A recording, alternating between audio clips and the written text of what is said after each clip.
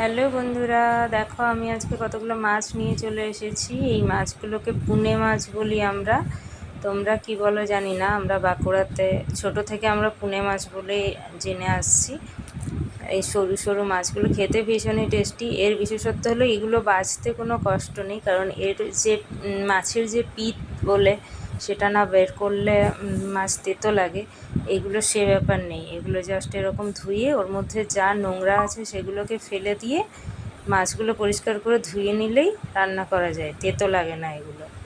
এগুলো শুধু সর্ষে, পেঁয়াজ, লঙ্কা দিয়ে ভাজলে, একটু ঝাল ঝাল করে ভাজলে বেশ টেস্টি লাগে, খুবই সুন্দর খেতে, ভীষণই ভালো লাগে।